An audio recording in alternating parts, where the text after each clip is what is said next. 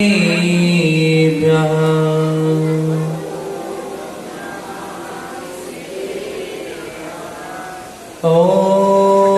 नमः सिद्धेभ्यः।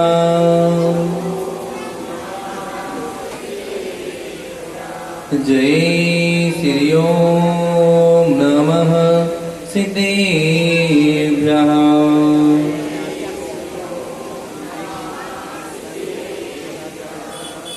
नमः श्री वर्धमानाय निर्धूतकलिलात्मनि शालोकानां त्रिलोकानां यदि विद्या दर्पणाते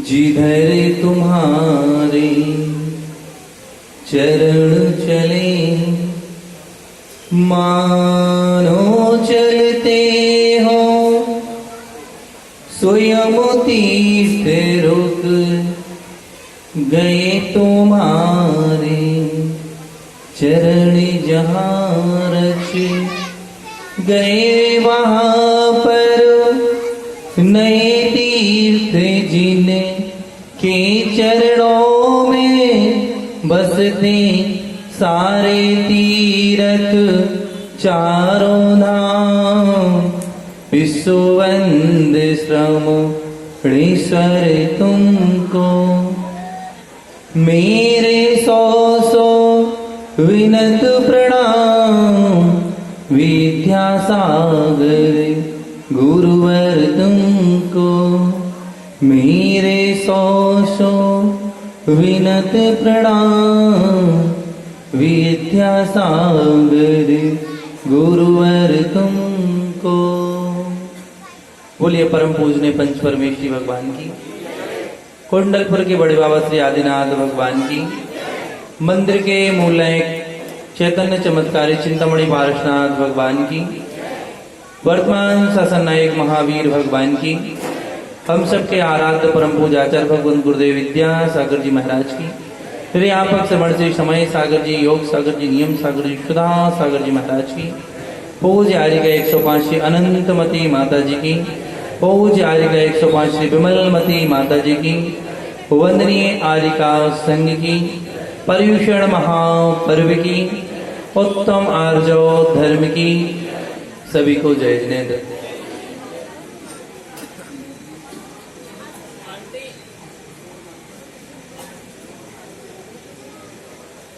नहीं निकाल लो देखो, जब तक वो कुर्सी नहीं निकलेगी और तब तक बैठ नहीं पाएंगे तब तक वो बात चलती रहेगी, इसलिए पहले उसको निकाल करके रख दो वहां पर। उनको भी परेशानी होगी, जब तक बैठ नहीं पाएंगे खड़े कब तक रहेंगे।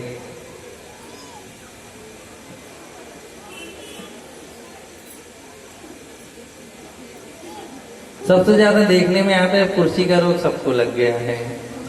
अब वो क्यों लग गया है? क्योंकि अब काम धाम तो होता नहीं है।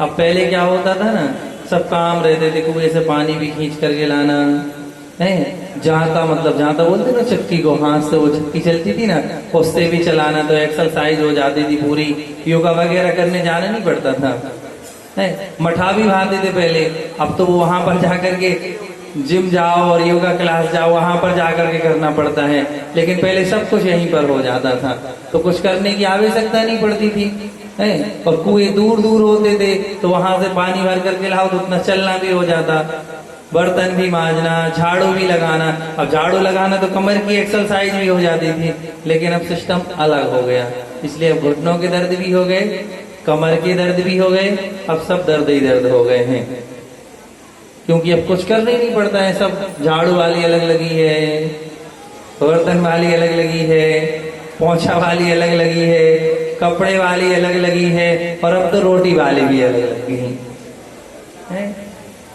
पहले जब कोई कार्यक्रम होता था तो खाना बनाने वाले बुलाई नहीं जाती थी, महिलाएं खाना बनाती थी, और बाहर से आकर के और भी जो फंक्शन होते थे उसमें क्या करती थी, बाहर की महिलाएं आकर के उस फंक्शन को करती थी। लेकिन आज सिस्टम पूरा उल्टा पलट गया है, खाना बनाने वालों को बुलाना पड़ता है और घर की महिलाएं महिला संगीत करती हैं। अब आप लोग तो महिला संगीत बोलते हो, लेकिन मैं तो मेला संगीत बोलता हूँ। कौन सा संगीत? मेला संगीत। अब पहले देखो, पहले का महिला संगीत भी होता था तो कैसा संगीत होता था? महिला ढोलक बज रही है, अब वो अलग ही में महिला संगीत होता था। लेकिन अब तो बड़े बड़े बक्से लगेंगे, डीजे लगेंगे। अब कौन कौन से वे गाना बजते हैं भगवान ही जाने, वो तो कौन कौन से, क्योंकि अब वो नहीं बजेगा तब तक पांव भी नहीं थिरकेंगे।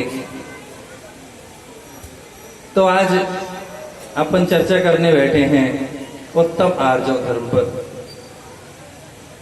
ऋजुर्भावः आर्जवः,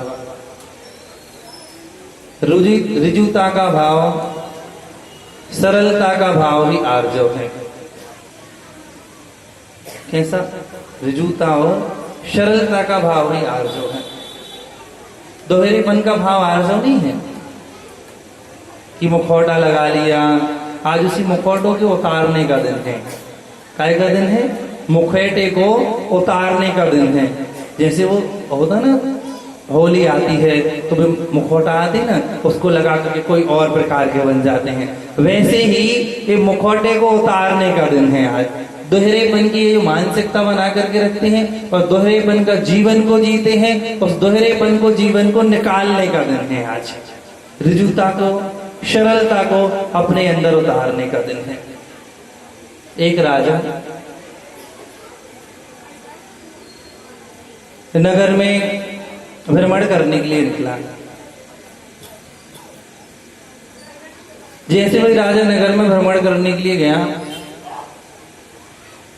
तो अब जब नगर में गया तो जैसे अगर कोई सागर में भ्रमण करने के लिए जाए तो बहुत सारी दुकानें तो मिलती हैं।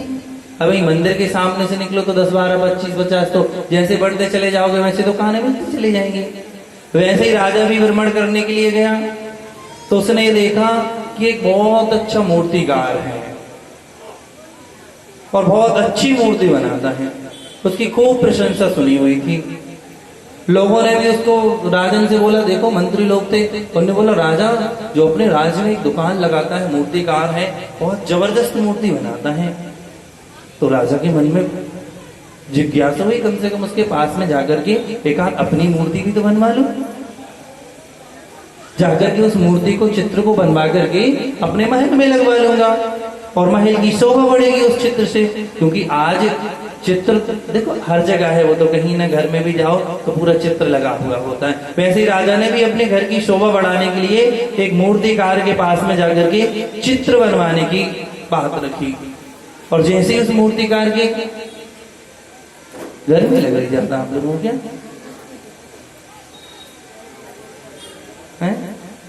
हाँ, कोई पंखा डुला रहा है, कोई तो देखो त्याग तपस्या का पर्व चल रहा है। काय का पर्व चल रहा है?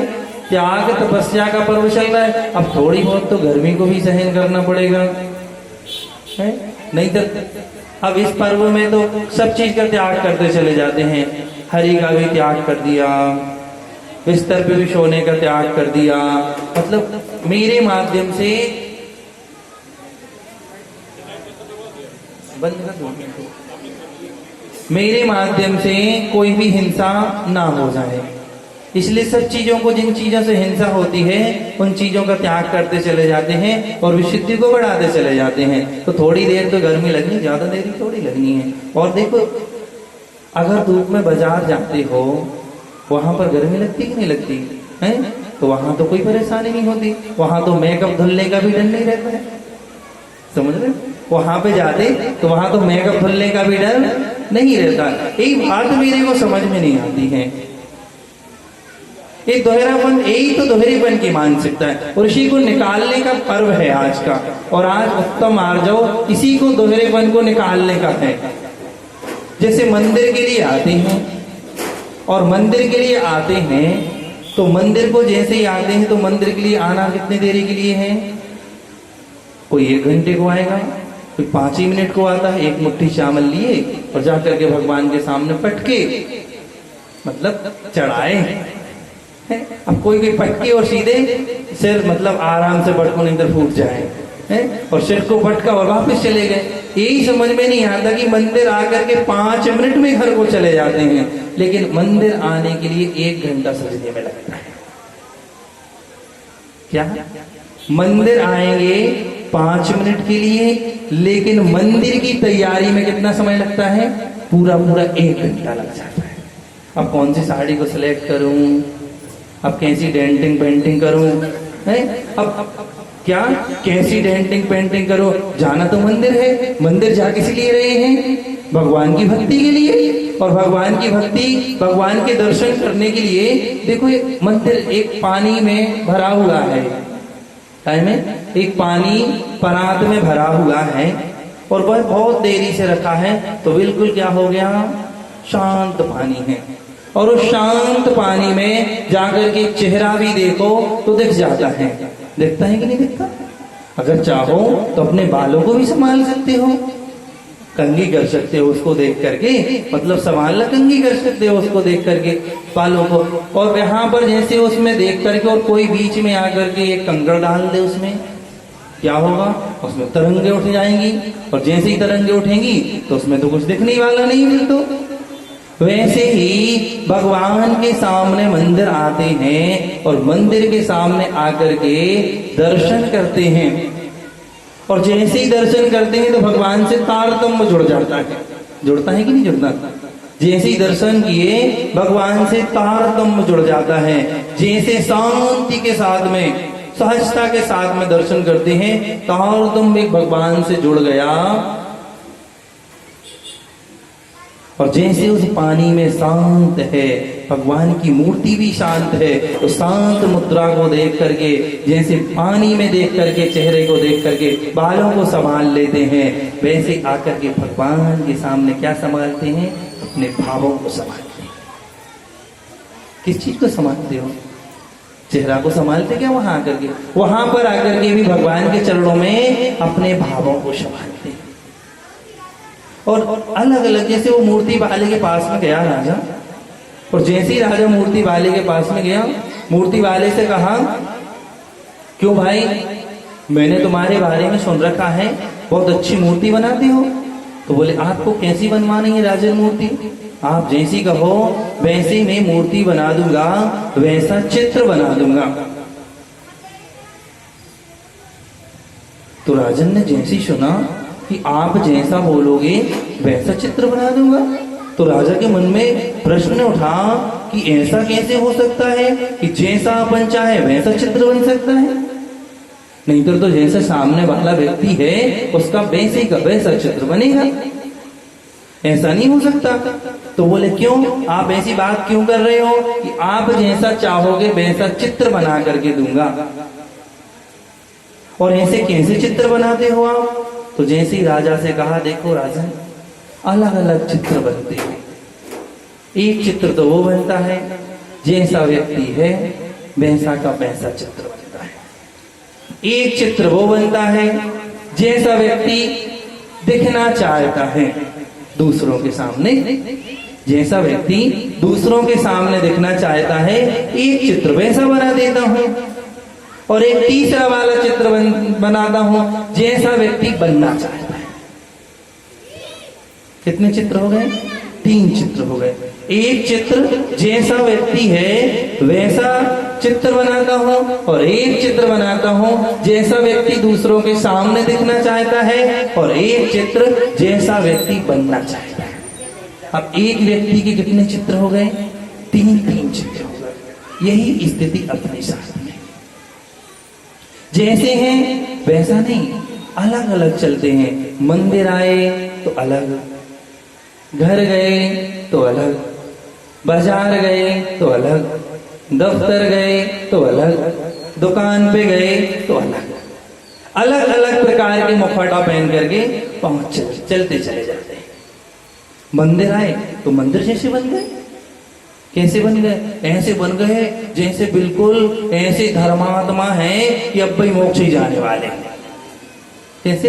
ऐसे जैसे ही मंदिर के अंदर प्रवेश किए ऐसे ध्यान में लीन होंगे, ऐसे भक्ति में लीन होंगे कि जैसे बिल्कुल अभी के अभी मोक्ष ही जाने वाले हैं, बिल्कुल यही मंदिर में बैठे बैठे। और जैसे ही मंदिर से बाहर निकले वही घोड़ा और वही मैदान। हो गए वैसे चालू। एक बालक भगवान के दर्शन करने के लिए गया। जैसे वे बालक भगवान के दर्शन करने के लिए गया और दर्शन कर रहा था, छोटा सा बालक था, होगा 2-3 साल का बालक, और भगवान के सामने खड़ा हुआ और भगवान की बिल्कुल आंखें बंद करके भक्ति करने लगा। अब बालक तो निश्चल होता है, निष्कपट होता है, वो क्या जाने मायाचारी छल कपट। सीधा भगवान के सामने खड़ा हो गया और भगवान के सामने भक्ति कर रहा था। भक्ति करते क्या बोल रहा था भगवान के सामने? ABCDEFG। क्या पूरी की पूरी उसने ए से लेकर के जेड तक ABCD भगवान के सामने सुना दी। अब बाजू में एक दूसरा बड़ा व्यक्ति खड़ा हुआ था। उस बड़े व्यक्ति ने कहा, क्यों तुम भगवान की भक्ति कर रहे थे कि तुम अपने स्कूल का होमवर्क कर रहे थे? बोले मैं तो भगवान की भक्ति कर रहा था। बोले ऐसी भक्ति कर रहे, तुम तो ABCD सुना रहे थे भगवान के सामने। बोले देखो भैया, मेरे को जो आता है मैंने सुना दिया, और भगवान से आखिरी में बोल भी दिया उसने, देखो भगवान, आपको जौन सी भक्ति बनाना हो, जौन सी स्तुति करना हो तो आप कर लेना, और जैसी बना करके कर लेना, क्योंकि इसी आ से लेकर के ज्ञानी तक के अक्षरों में सारी की सारी स्तुति छुपी हुई है। मैं तो जानता नहीं, मैं कुछ नहीं जानता कि कैसी भक्ति करना है और कैसी स्तुति, कौन सी स्तुति से आपकी वंदना करना है। बस मैं तो जितना जानता था आपके सामने उतनी की उतनी भक्ति, आपको जो अच्छी लगे उसको बना करके कर लेना, क्योंकि उसके मन में कोई छल कपट नहीं है। और अपन पहुंचते हैं मंदिर, और जैसे ही आलोचना पाठ निकाला और जैसे ही प्रतिक्रमण चालू हुआ, मैं मायावी हूं, मैं लोभी हूं, मैं दुराचारी हूं, मैं कपटी हूं, मैं छली हूं, मैं पापी हूं। और बाजू में देख लिया, क्या कर लिया?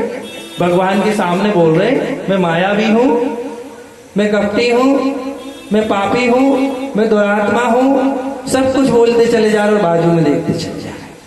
अब वो क्यों देख रहे? भैया कोई संतो नहीं रहता क्या? मैंने अपने को मायावी बोला, मैंने अपने को पापी बोला, मैंने अपने को दुराचारी बोला, मैंने अपने को व्यसनी बोला, सब कुछ भगवान के सामने प्रतिक्रमण में क्या कर दिया? प्रकट कर दिया। लेकिन बाजू में देख लिया, और बाजू में एक व्यक्ति देख रहा था और वो पहुंच गया भैया सामने। बोले भैया आप तो कितने निडर हो, आपने तो सारी बात भगवान के सामने कर दी कि मैं तो मायावी हूँ, मैं तो लोभी हूँ, मैं तो दुष्टी हूँ, मैं तो पापी आत्मा हूँ। बोले भैया क्या आपने सुन ली है? बोले सुनी है, तभी तो आकर के आपकी पीठ तपतपा रहा हूं कि आपने भगवान के सामने आकर के इतनी निडरता से सबके सामने आपने अपनी पूरी जितनी गलतियां हैं, खोटे विचार अपने मन में है, जो कुटिलता भरी हुई है, उस कुटिलता को आकर के भगवान के सामने सरलता से निकाल दी। क्या कुटिलता को भगवान के सामने सरलता से निकाल दी। इसीलिए तो मैंने आपकी पीठ थपथपाई, क्योंकि तुम इतने साहसी हो। कैसे हो? साहसी हो। बोले भैया देखो, मैं तो ये बात भगवान के सामने बोल रहा था, तुमने सुनी है, किसी को बताना नहीं। क्या करना?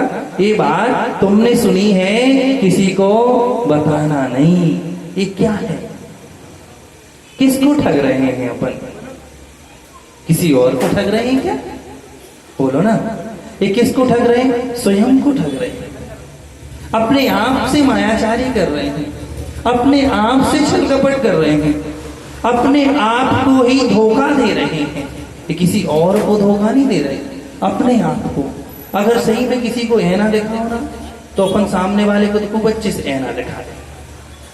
आईना दर्पण होता ना, सामने वाले को तो खूब अच्छे से दिखा देंगे, लेकिन पलट के उसने दिखा दिया तो पारा चढ़ जाता है। कांच के ऊपर पारा चढ़ा हो तो आईना बन जाता है, और अगर वही आईना किसी को दिखाया जाए व्यक्ति को, तो उसका पारा चढ़ जाता है। बात समझ में आई कि नहीं आई? अगर कांच के ऊपर पारा चढ़ाओ तो क्या बनता है? आईना दर्पण बन जाता है, और वही दर्पण किसी दूसरे को दिखाओ, सामने वाले को, तो उसका पारा चढ़ जाता है। दूसरे को आईना दिखाना तो सरल है, लेकिन स्वयं को आईना दिखाना बहुत कठिन है। बात समझ में आ रही कि नहीं आ रही? बोलो ना। क्योंकि आज उसी कुटिलता को निकालना है। जो मुखौटा पहने हुए हैं दोहरेपन का, घर में अलग दिखेंगे, बाजार में अलग दिखेंगे, मंदिर में अलग दिखेंगे, इसी को निकालना है। सरलता को, मन वचन काया की सरलता ही आर्जव धर्म है। कौन सा? मन की वचन की सरलता ही आर्जव धर्म है। ऐसा नहीं मन में हो सो वचन उचरिए, वचन हो सो तन सो करिए। पढ़ते ना पूजन में, मन में हो सो वचन उचरिए और वचन हो सो क्या करिए? तन सो करिए। अब ऐसा नहीं खोटे भाव मन में चल रहे हो तो लिख तो दी पूजन में। क्या लिखा? क्योंकि मन जल्दी बुद्धि लगती इन कामों में, तो खोटे कामों में। अच्छे कामों में थोड़ा टाइम लगेगा, लेकिन ऐसे कामों में तो बहुत जल्दी बुद्धि लगेगी। मन में हो सो वचन उचरिए और वचन हो सो तन सो करिए। अब मेरे मन में विचार है, किसी के प्रति गलत करने का विचार है, किसी को ठगने का विचार है, तो वैसे वचन उचरिए, और वैसे वचन उचारे तो वैसे तन सो करिए। एक तो आपने सुनी होगी, पाठ भी पढ़ा होगा, बाबा भारती का घोड़ा। पढ़ा कि नहीं पढ़ा? आज के बच्चों को पढ़ने को नहीं मिलता। सब जितने पहले वाले बैठे सबने पढ़ा होगा। कौन सा? बाबा भारती का घोड़ा। जैसे ही बाबा भारती का घोड़ा जा रहे थे, बाबा भारती, एक व्यक्ति रास्ते में मिल गया बैठा। अब उसका एक पांव वो तो बंद करके बैठा था कि पांव हमारा फ्रैक्चर है, टूटा हुआ है, मैं चल नहीं सकता। और बाबा भारती को बोला कि मेरे को आप अपना घोड़ा दे दो। तो बाबा भारती ने तो समझा, देखो भैया, उसकी मदद की तो कोई सरल स्वभावी आदमी बाबा है, चलो इसका पैर खराब है, ये चल नहीं सकता है। उनने अपना घोड़ा रोका और वो तो डाकू था और उसको घोड़ा दे दिया। और जैसे ही वह घोड़े पर बैठा और घोड़े पर बैठ करके उसने बढ़ाना चालू कर दिया। और जैसे ही घोड़ा आगे बढ़ा तो उसने बोल दिया, देखो बाबा, अब तुम्हारा घोड़ा मिलने वाला नहीं है। तो बाबा भारती ने क्या कहा? सुनो, जैसा आपने आज मेरे साथ किया है ऐसा कभी किसी के साथ में नहीं करना, नहीं तो असहाय व्यक्तियों के ऊपर से लोगों का भरोसा उठ जाएगा। क्या कहा? जैसा तुमने मेरे साथ में मायाचारी की है, छल कपट किया है, वैसा किसी और के साथ में नहीं करना, नहीं तो असहाय व्यक्तियों के ऊपर, दीन दुखी व्यक्तियों के ऊपर से भरोसा उठ जाएगा। पहले देखो क्या, अब तो माया बिल्कुल बढ़ती चली जा रही। पहले अगर एक जैन व्यक्ति को बुरा लगेगा जरूर, अगर अदालत में भी खड़ा कर दिया जाता था और अगर उसने गवाही दे दी तो उसकी गवाही को सत्य मान लिया जाता था। क्या? सत्य मान लिया जाता था।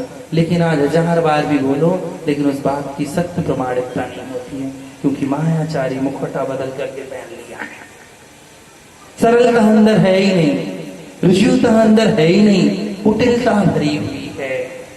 लेकिन ये किसी और को ठगने का नहीं है, ये स्वयं को ठगने का है, और इसी को निकालना है।